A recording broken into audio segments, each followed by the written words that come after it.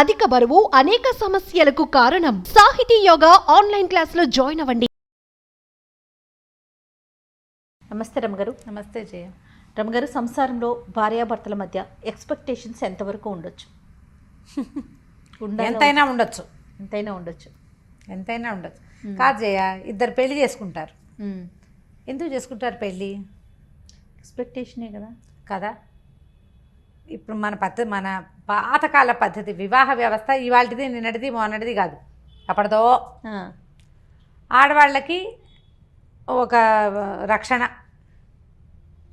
మగవాళ్ళకి ఆడవాళ్ళ రక్షణ భద్రత, మగవాళ్ళకి ఒక ఆసరా. ఇది సాధారణమైనది. వీళ్ళిద్దరూ కలిసి సంసార రథాన్ని ముందుకు తీసుకెళ్తారు, సంతానానికి అంటారు, వాళ్ళ అమ్మా నాన్నని హలో అంటారు, వీళ్ళ అమ్మా నాన్నని చూసుకుంటారు, ఏదో సంసారాన్ని వృద్ధి చేస్తారు, పిల్లల్ని జాగ్రత్తగా చూసుకుంటారు. మామూలుగా జరిగేవి. అయితే ఒకళ్ళ మీద ఒకళ్ళకి ఎక్స్పెక్టేషన్స్ ఖచ్చితంగా ఉంటాయి. ఏ ఎక్స్పెక్టేషను లేకుండా ఏ ఇద్దరూ కలిసి ఉండరు కదా. యాత్రికులు అనుకో, నువ్వు ఆ దారిని వచ్చావు, నేను ఈ దారిని వచ్చావు, ఇద్దరం కలిసి ఓ దారిని నడిచేళ్ళాం, ఎవరి దారిని వాళ్ళు పోతాం అనుకుంటాం. ఇష్టమైతే నడుస్తాం, లేకపోతే లేదు, మానపడేస్తాం. పెళ్ళి ఎట్లా? కలిసి నువ్వు ప్రయాణం చేయాలి జీవితాంతం వరకు. మీ ఇద్దరు కలిసి ఉంటే మీ ఇద్దరే ఉండరు కదా. మీకేమో అటో కుటుంబం ఇటో కుటుంబం రెండు ఉంటాయి, మీ ఇద్దరు కలిసి ఓ కుటుంబం, మళ్ళీ మీకు సంతానం. అది సజావుగా జరిగేదే. ఇప్పుడు ఇదంతా గోల్ లేకుండా జరిగిన నాళ్ళు బాగానే ఉంటుంది. ఎవరికి ఎక్కువ ఎక్స్పెక్టేషన్స్ ఉన్నా ఇబ్బంది. అసలు లేకపోతే ఇంకా నువ్వు కలిసి ఉండటంలో అర్థమే లేదు. ఏదో కొంత ఉండాలి, ఎంతో కొంత. అయితే మితిమీరిన ఎక్స్పెక్టేషన్స్ కానీ, అసలు ఒక సాధారణమైన ఎక్స్పెక్టేషన్ కూడా తీర్చని తనం కానీ, ఈ రెండు కష్టం. మితిమీరటం ఇప్పుడు ఒక సామాన్యమైన కుటుంబం, ఈ అమ్మాయికి తన బర్త్డే అంగరంగ వైభవంగా చేసేయాలి. ఓకే, ప్రతి బర్త్డేకి భర్త ఏదైనా కొనిపెట్టేసేయాలి. స్పెషల్ గిఫ్ట్లు బాగా చేసేసేయాలి. ఎప్పుడు ఏం కావాలన్నా లేదనకూడదు, కాదనకూడదు, ముద్దుగా చూడాలి, అలా ఎలాగో చూసుకోవాలి, అద్భుతంగా చేసేసేయాలి అన్నీ. ఇవి అందరు ఆడపిల్లలకి ఉంటాయి. మీకుండవా అంటావు నన్ను, నాకు ఉంటాయి, అందరికీ ఉంటాయి. అవతల వాడి శక్తియుక్తులు, వాడి సమయం, పరిస్థితులు, అవకాశాలు. ఇప్పుడు ఇవి ఏంటంటే కొంచెం భార్య పుట్టినరోజు గుర్తుపెట్టుకోవాలి, పెళ్లి రోజుని కాస్త పలకరించాలి, ఏదో మరి చక్కగా మాట్లాడుకోవాలి. ఆమె అడిగిన 100 వస్తువుల్లో సగం కాదు, పావు కాదు 10 100లో 10 చెయ్యాలి. ఒకసారి కాకపోతే ఓసారైనా కాస్త ముద్దుగా ముచ్చటగా మురిపంగా చూసుకోవాలి. ఎందుకంటే ఆమె నీకు తోడు, భగవంతుడిచ్చిన స్నేహితురాలు. భార్యని బాగా చూసుకోవడం చేతకాని వాడు ఎందుకు పనికిరాని వాడు అన్నాడు చాణక్యుడు. భార్యని బాగా చూసుకోవాలి, అది వస్తేనే నీకు ఏదైనా వచ్చినట్టు. నీకు ఇదే రాకపోతే ఆయన దీని మీద కూడా చెప్పాడు నీతి. దాన్ని కూడా వదిలిపెట్టలా. అదే కదా. కానీ మళ్ళీ భార్యలకు బోల్డ్ చెప్పాడు, భార్యలు అలా ఉండకూడదు ఇలా ఉండకూడదు అని ఆయన చాలా చెప్పాడు చాణక్యుడు. ఇంత మాత్రం చేయాలి.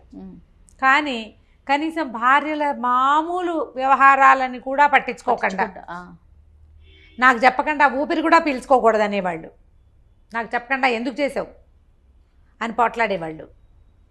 మామూలుగా అసలు ఒక వైఫ్ సహజంగా కోరుకుంటుంది, కొంత భర్త తనతో ప్రీతిగా ఉండాలి, ప్రేమగా ఉండాలి, తనంతట తన దగ్గరికి తీసుకోవాలి, తనంతట తను ఏదైనా అయ్యో తిన్నావా, అది పడుకున్నావా, లేచావా, ఏమిటి మొహం అలా ఉంది, ఒంట్లో బాగోలేదా, మినిమం అవి కూడా చేయని వాళ్ళు చాలామందే ఉన్నారు ఇప్పటికి కూడా. చక్కగా భార్యలతో ఫాయిదాగా ఉండి అన్ని పనులు చేస్తూ కావాలంటే ఇంట్లో పని కూడా చేసేస్తూ పిల్లల్ని ఆడిస్తూ అమ్మాయి ఉద్యోగంలో కూడా హెల్ప్ఫుల్గా ఉండేవాళ్ళు ఉన్నట్టే, ఏమీ పట్టించుకోకుండా పాతకాలము రైతు కుటుంబాల్లో మగవాడు వెళ్ళిపోయి ఆడవాళ్ళు పనిచేస్తుంటే పట్టించుకొని ధోరణి ఉండేది చూడు. ఒక పాత ధోరణి, వెనకబడిన ధోరణి. ఆడాళ్ళని పెంచకూడదు, ఆడాళ్ళకి ఏం చూడకూడదు, దానికి ఎక్స్పెక్టేషన్ ఏమిటి, గాడిద గుడ్డు లాంటి భావాలు ఉన్నవాళ్ళు కూడా ఇప్పటికీ ఉన్నారు. మార్చుకోవాలి, వాళ్ళు మారాలి. వీళ్ళు ఓవర్ ఎక్స్పెక్టేషన్స్, గ్రేట్ ఎక్స్పెక్టేషన్స్ ఆడవాళ్ళు తగ్గించుకోవాల్సి వస్తుంది. మగవాళ్ళకు కూడా కొన్ని ఎక్స్పెక్టేషన్స్ ఉంటాయి కదా పాపం. వాళ్ళకు కూడా ఇప్పుడు అమ్మాయి ఇంట్లో ఉంటుందనుకో, ఇంట్లో ఉండే అమ్మాయి అయితే తను వచ్చే వేళకి ఏదో కాస్త కాఫీయో టీయో పోయాలి, టైంకి వేళకి అన్నం పెట్టాలి, వాళ్ళ అమ్మా నాన్నని బాగా చూసుకోవాలి, తనతో బాగా ఉండాలి. ఈయన ప్రేమగా ఉంటాడు, ఆవిడ ఎందుకు ఏమిటి పిచ్చివేషాలు అంటుంది. ఈయన కొంచెం బాగా రొమాంటిక్గా ఉండే ధోరణి, ఆవిడ అంత రొమాంటిక్ కాదు. ఇవన్నీ కోరుకుంటారు సహజంగా. భలే చెప్తారు రమ్మగారు. అవునా కాదా జయ చెప్పు. నేను ఈజీగా చెప్పేస్తాను. ఓకే, ఉంటారు ఇవన్నీ ఉంటారండి, ఉంటారు ఖచ్చితంగా. ఇప్పుడు లేదా ఇతనికి నీట్గా క్లీన్గా టైడీగా అలా ఎలాగో తను వచ్చేసరికి చక్కగా సినిమాటిక్గా అలంకారం చేసుకుని ఇల్లు నీట్గా దుడిచేసేసి ఏమిటో ఎట్లాగో చేసేసి చేయాలని తను, లేదా తన మాటే వినాలి, అన్నిటికీ తన మాటే వినాలి. వాళ్ళ అమ్మ నాన్న పేరెత్తకూడదు, ఫ్రెండ్స్ పేరెత్తకూడదు, ఎక్కడికి వెళ్ళకూడదు, ఎప్పుడు తనతోటే ఉండాలి, తన మాటే వినాలి, తను అనుకున్నదే చేయాలి. తను వద్దంటే గాలి పీల్చడం కూడా మానేయాలి భార్య. ఆ ఎక్స్పెక్టేషన్స్ వీళ్ళకి ఉంటాయి.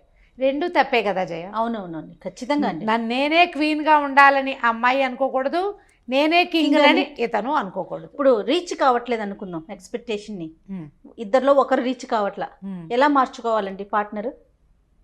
ముందు మొదట మాట్లాడుకోవాలి. కొంతమంది వినరు, మాట్లాడుకోవాలి అనగానే మన కామెంట్లు వచ్చేస్తాయి, మాట్లాడే వినరండి వినరండి వినరండి, 20 ఏళ్ళ నుంచి ట్రై చేస్తున్నానండి, వాళ్ళు వినరు.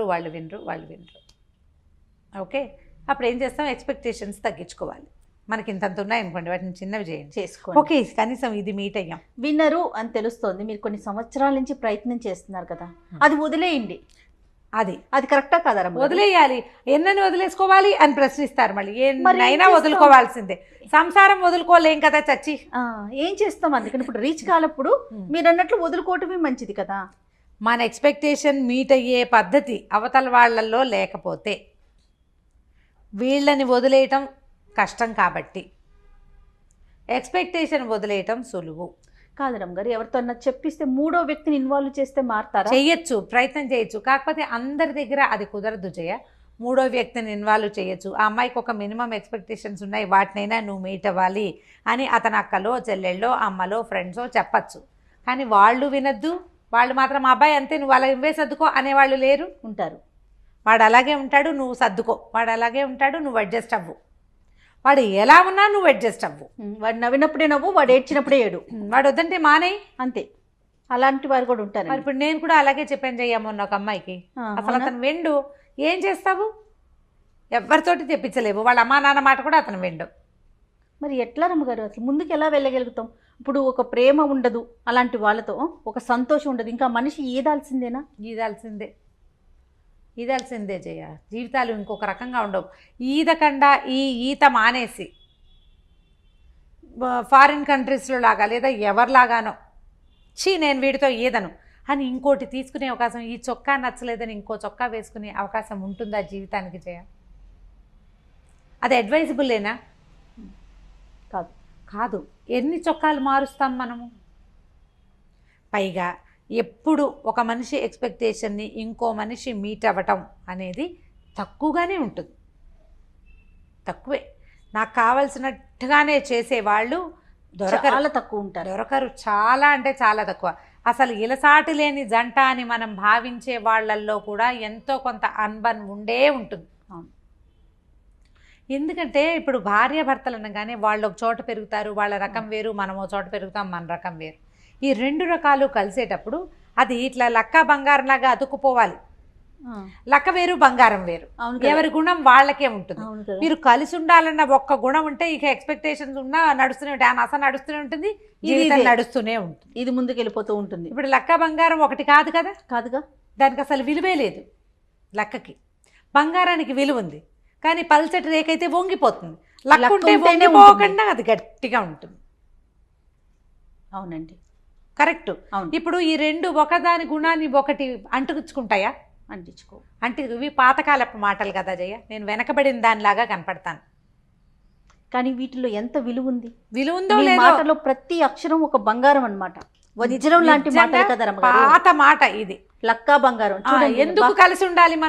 మనం ఎందుకు కలిసి ఉండాలి? వంగిపోకూడదంటే కలిసి ఉండాలి, విలువ పెరగాలి అంటే కలిసి ఉండాలి.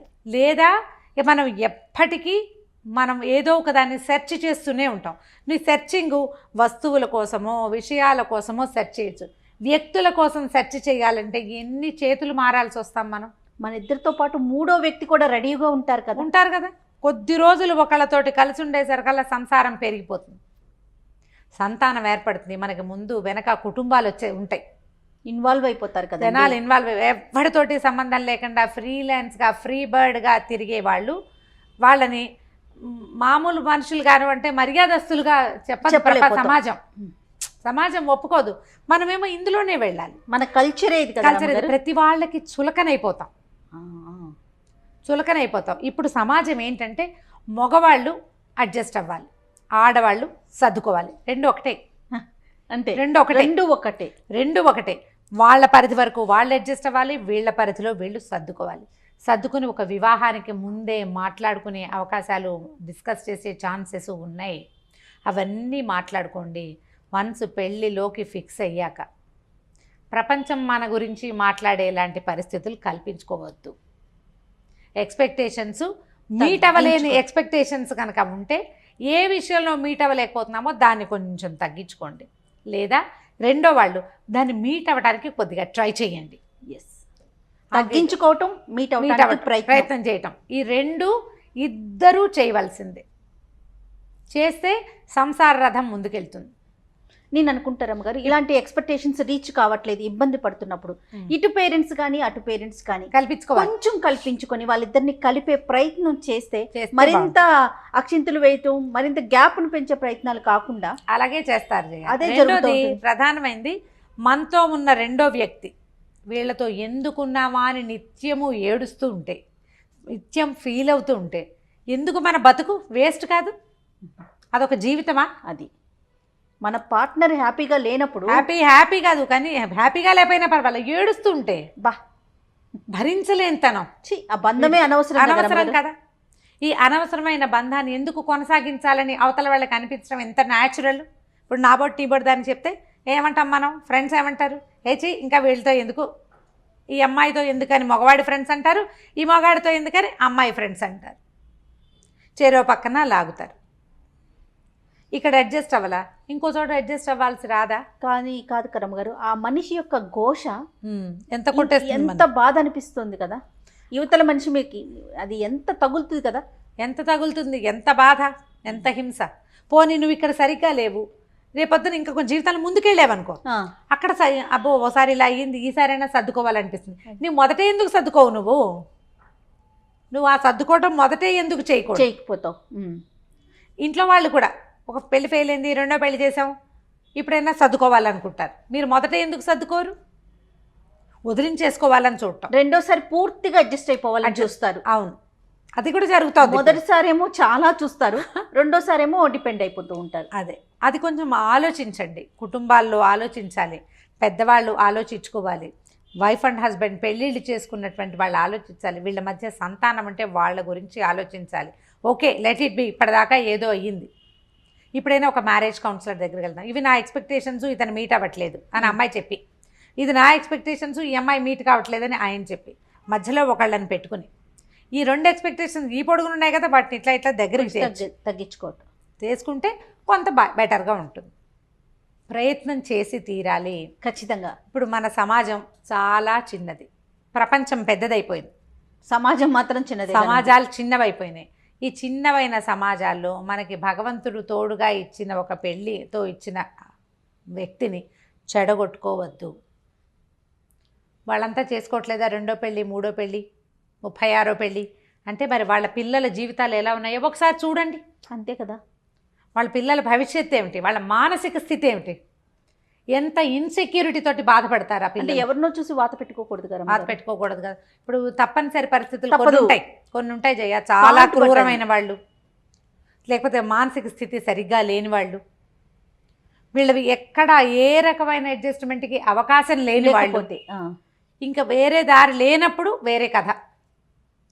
అడ్జస్ట్ అయితే సరిపోతుంది అనిపించినప్పుడు మాత్రం, మీకు అనిపించదు అడ్జస్ట్ అయితే సరిపోతాను, మీ ఫ్రెండ్స్, మీ కలీగ్స్, మీ పేరెంట్స్ నువ్వు కాస్త తగ్గు అని చెప్తే తగ్గిపోండి.